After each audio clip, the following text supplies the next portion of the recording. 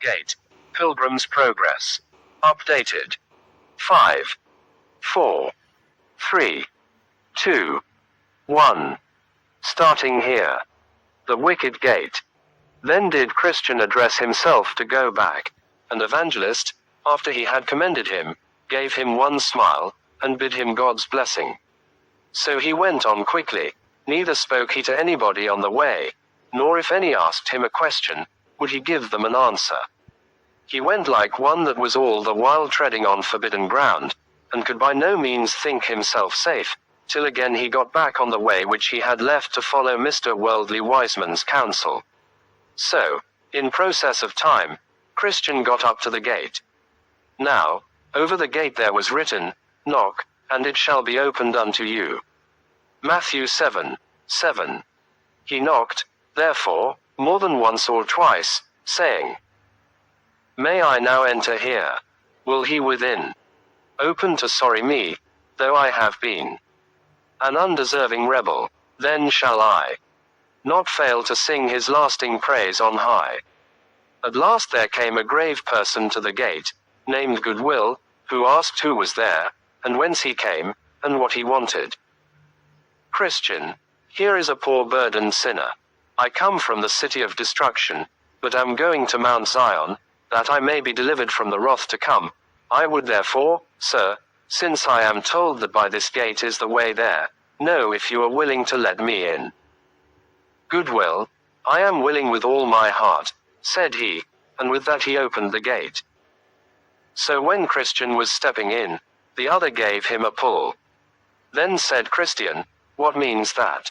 The other told him, A little distance from this gate there is erected a strong castle, of which Beelzebub is the captain.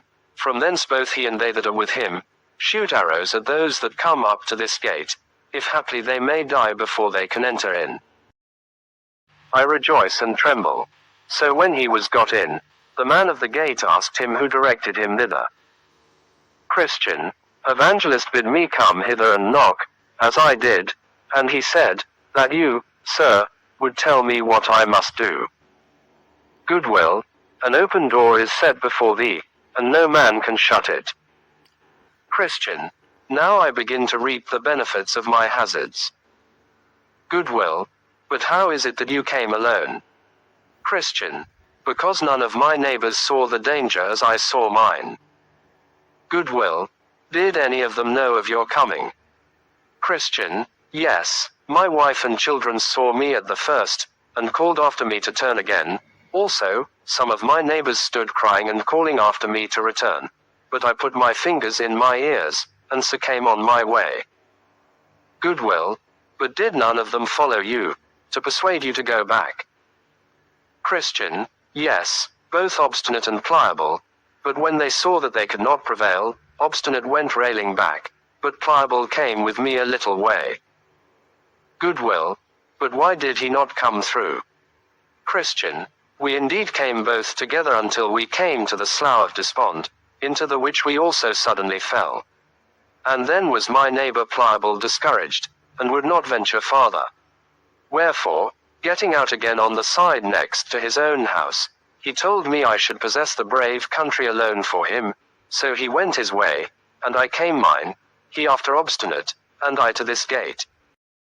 Then said Goodwill, Alas, poor man, is the celestial glory of so little esteem with him, that he counteth it not worth running the hazard of a few difficulties to obtain it.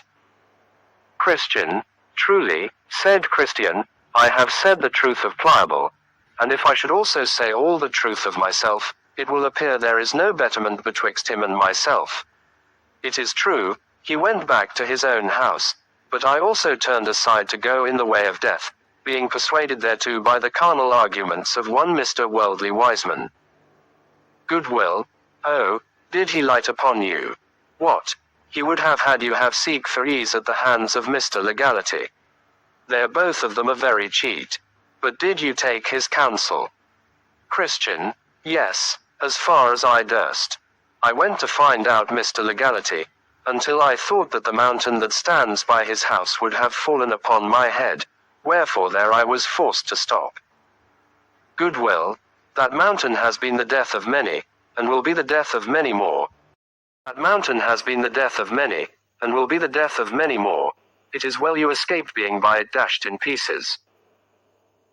Christian, why truly I do not know what had become of me there, had not Evangelist happily met me again as I was musing in the midst of my dumps, but it was God's mercy that he came to me again, for else I had never come hither. But now I am come, such a one as I am, more fit indeed for death by that mountain, than thus to stand talking with my Lord.